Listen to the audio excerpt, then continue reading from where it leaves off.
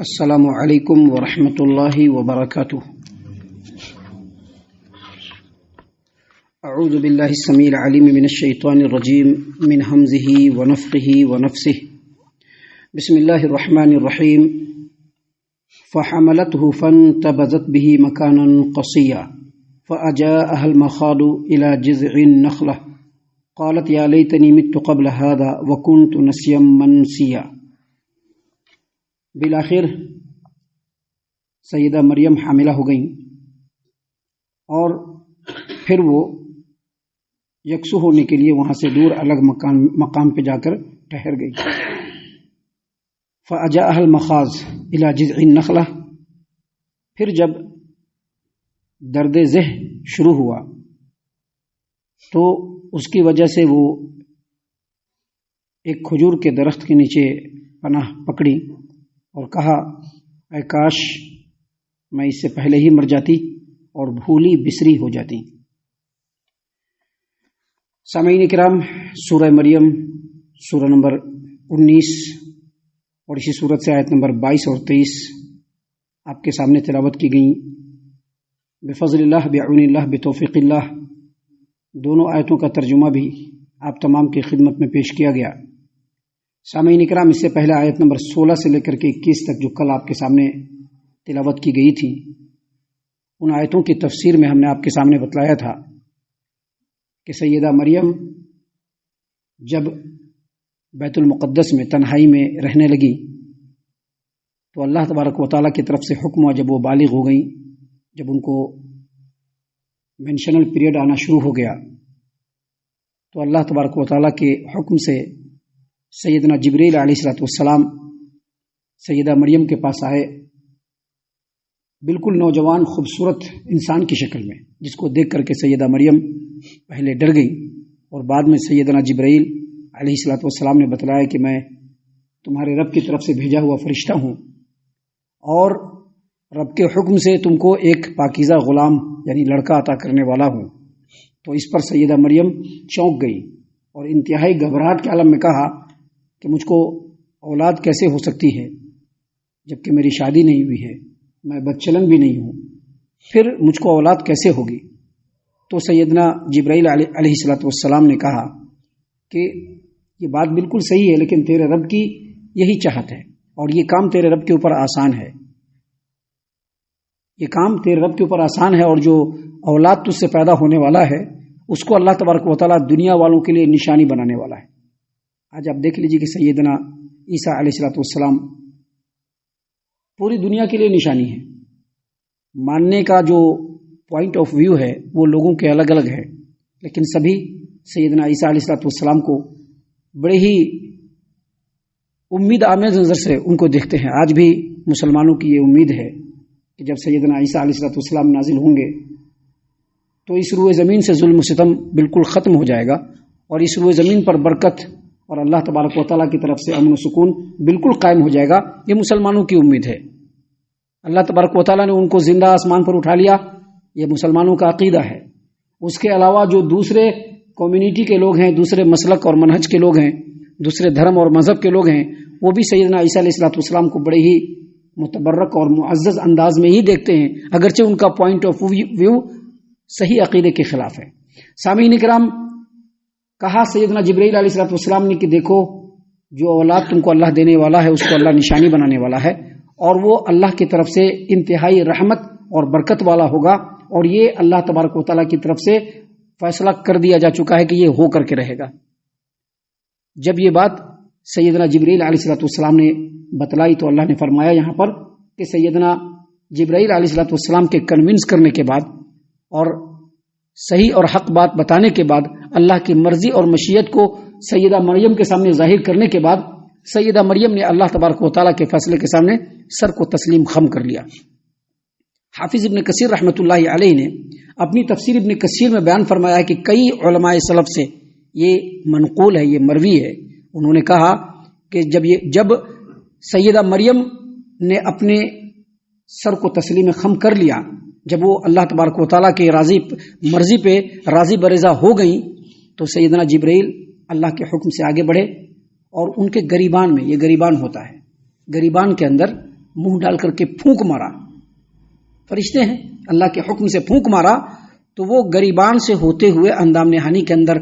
داخل ہوا اور وہیں سے حمل قرار پایا، سیدہ مریم کو وہیں سے حمل قرار پایا۔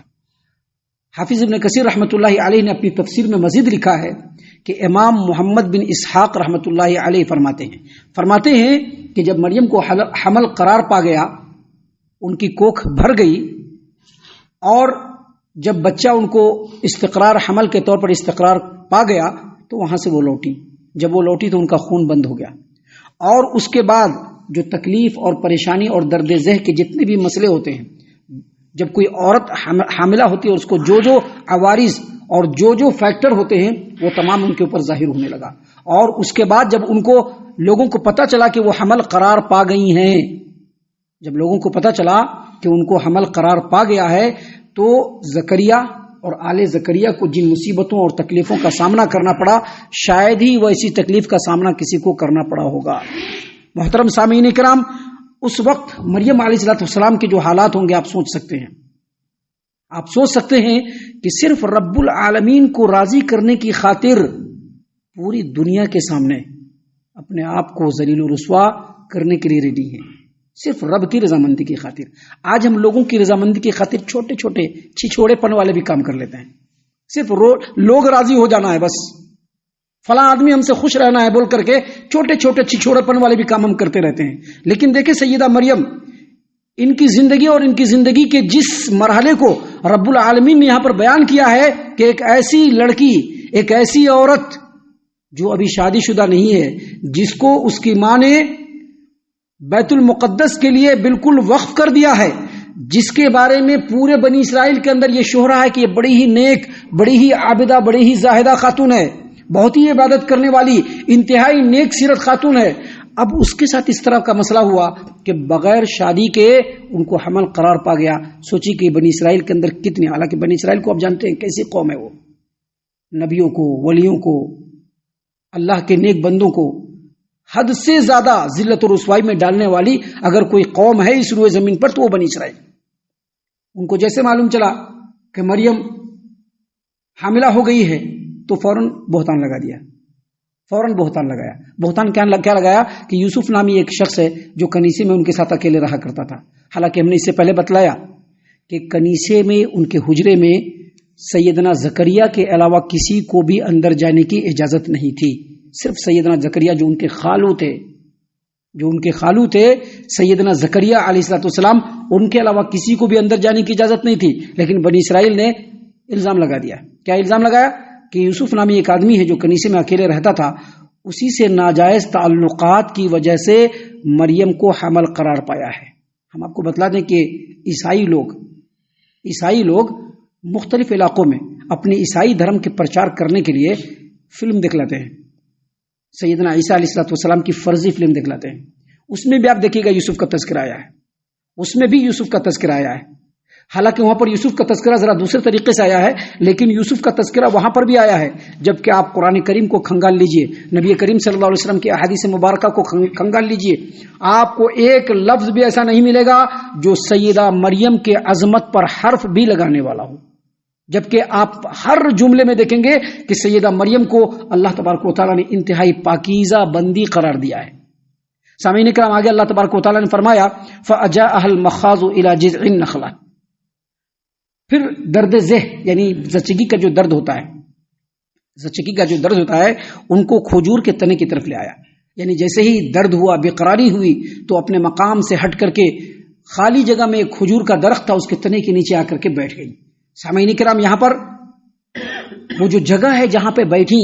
اس جگہ کے بارے میں اختلاف ہے۔ حافظ ابو جعفر ابن جریر طبری رحمہ اللہ نے اپنی تفسیر الطبری میں امام سدی رحمۃ اللہ علیہ کے قول کو نقل کیا ہے۔ وہ کہتے ہیں کہ سیدہ مریم کے عبادت کرنے کا جو حجرہ، سیدہ مریم کی عبادت کرنے کا جو حجرہ ہے، اس کے بالکل مشرقی جانب جو جگہ ہے جہاں پر وہ عبادت کیا کرتی تھی، اسی جگہ پر آ کر کے وہ بیٹھ گئی۔ جبکہ حافظ ابو جعفر ابن جریر طبری رحمۃ اللہ علیہ نے تفسیر الطبری میں یہ بھی کہا ہے کہ امام وہب بن منبہ نے کہا کہ جیسے ہی سیدہ مریم کو حمل قرار پایا تو بنی اسرائیل بہت طنز کریں گے، بہت تانے ماریں گے، بڑے بہتان لگائیں گے. وہاں سے فرار ہو گئی، وہ اس جگہ سے ہی فرار ہو گئی اور بھاگتے بھاگتے مصر، بلاد مصر اور شام کے علاقے میں پہنچی اور وہاں پر آئی تو درد ذہ شروع ہوا. تو کہتے ہیں وہب بن منبہ رحمۃ اللہ علیہ کہ اس جگہ سے مراد وہ جگہ ہے جو بیت المقدس سے 6 میل کے دوری پر ایک مقام ہے، گاؤں ہے جس کا نام بیت اللحم ہے. بیت اللحم، وہیں پر انہوں نے وہ جا کر کے اپنے وہ پناہ لے لیا، وہیں پر جا کر کے پناہ لے لیا. سنن النسائی کے اندر انس رضی اللہ عنہ سے اور اسی طرح سے دلائل النبوہ امام بحقی کی کتاب ہے، اس کے اندر شداد بن اوس رضی اللہ عنہ سے معراج کے تعلق سے جتنے بھی روایات ہیں اس میں بھی بیت اللحم کا ہی ذکر ہے. لوگوں کے درمیان بھی بیت اللحمی مشہور ہے اور عیسائیوں کے ہاں بھی بیت اللحمی مشہور ہے جہاں پر سیدنا عیسیٰ علیہ السلام کی ولادت ہوئی. تو اللہ تبارک و تعالیٰ نے یہاں پر فرمایا کہ فَأَجَاءَ الْمَخَاضُ إِلَى جِذْعِ النَّخْلَةِ، درد ذہ ان کو کھجور کے تنے کے پاس لے آیا اور جب وہاں پر آ کر کے ٹیک لگا کر کے بیٹھی تو اللہ تبارک و تعالیٰ نے مریم کے بارے میں فرمایا کہ انہوں نے کہا یا لیتنی مت قبل ھذا وکنت نسیا منسیا، کہنے لگی کہ کاش میں اس سے پہلے مر جاتی اور بھولی بسری ہو جاتی. کیوں انہوں نے ایسا کہا؟ ایسا اس لیے کہا کہ ان کو پتا تھا کہ جو بچہ پیدا ہونے والا ہے اس کی وجہ سے بنی اسرائیل مجھ کو چھوڑنے والے نہیں. میں ان کو جو بات کہوں گی وہ اس کو سچ نہیں مانیں گے، میں جو ان کو خبر کروں گی وہ تصدیق نہیں کریں گے.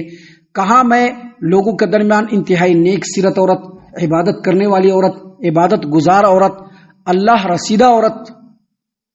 اب یہ لوگ مجھ کو بدکار کہیں گے، بدکار کے خاندان کی کہیں گے، کیا کیا کہیں گے. یہ سوچ کر کے انہوں نے کہا کہ یا لیتنی مت قبل ھذا، کاش یہ تمام کے تمام ہونے سے پہلے ہی میں مر جاتی. حافظ ابن کثیر رحمۃ اللہ علیہ نے یہاں پر اس آیت کریمہ کی تفسیر میں کہا ہے کہ اگر اس طرح کی آزمائش کی گھڑی ہو اور اگر آدمی کے زبان سے اس طرح کی آرزو نکل جائے تو شرعی اعتبار سے اس میں کوئی قباحت نہیں. اگر انتہائی آزمائش کی گھڑی ہو، آدمی کے لیے بالکل جینے اور مرنے کی بات ہو جائے، عزت و آبرو بالکل داؤں پر لگ جائے، اس وقت اگر انسان کہہ دے کہ کاش ان تمام کے ہونے سے پہلے میں مر جاتا یا میں مر جاتی تو شرعی اعتبار سے یہ جائز ہے. سامعین کرام، کہا سیدہ مریم نے کہ یا لیتنی مت قبل ھذا وکنت نسیا منسیا، اے کاش اس حالت میں پہنچنے سے پہلے میں مر جاتی، اے کاش میں پیدا ہی نہیں ہوتی، اے کاش میں بھولی بسری چیز ہو جاتی. اس کی تفسیر میں مفسرین نے کہا اس کا مطلب یہ ہے کہ میں کبھی کوئی چیز ہوتی ہی نہیں، میں قابل ذکر ہوتی ہی نہیں، میرا کوئی وجود ہوتا ہی نہیں. آپ ان جملوں سے سمجھ سکتے ہیں کہ اس وقت سیدہ مریم کتنی تکلیف اور کتنی سخت آزمائش میں تنے تنہا اکیلی عورت گری ہوئی تھی، کوئی ان کے ساتھ نہیں. اکیلی عورت تنے تنہا کتنی آزمائش اور کتنی پریشانی میں گری ہوئی تھی، اور اسی پریشانی کے درمیان میں اللہ تبارک و تعالیٰ نے ان کو سیدنا عیسیٰ جیسے عظیم المرتبت پیغمبر سے نواز دیا. ہم اللہ سے دعا کرتے ہیں کہ اللہ تعالیٰ ہم تمام کو ان باتوں کے اوپر خوب غور و فکر اور تدبر کرنے کے ساتھ ساتھ اللہ تبارک و تعالیٰ ہم تمام کو اللہ اور اس کے رسول صلی اللہ علیہ وسلم کا مطیع و فرما بردار بنائے. آمین. اللہ تعالیٰ ہم تمام کو صحیح معنوں میں پکا سچا مومن مسلمان بنائے، اللہ اور اس کے رسول صلی اللہ علیہ وسلم کی اطاعت و فرما برداری کرنے والا بنائے، صحابہ کرام رضی اللہ عنہم کے طریقے پر چلنے والا بنائے، جنت الفردوس میں جگہ عطا فرمائے. اے اللہ ہم تمام کو جہنم سے پناہ دے، اے رب العالمین ہم تمام کو جہنم سے پناہ دے، اے مالک الملک ہم تمام کو جہنم سے پناہ دے. آمین یا رب العالمین. وما علینا الا البلاغ المبین. تبارك الذي نزل الفرقان على عبده ليكون للعالمين نذيرا.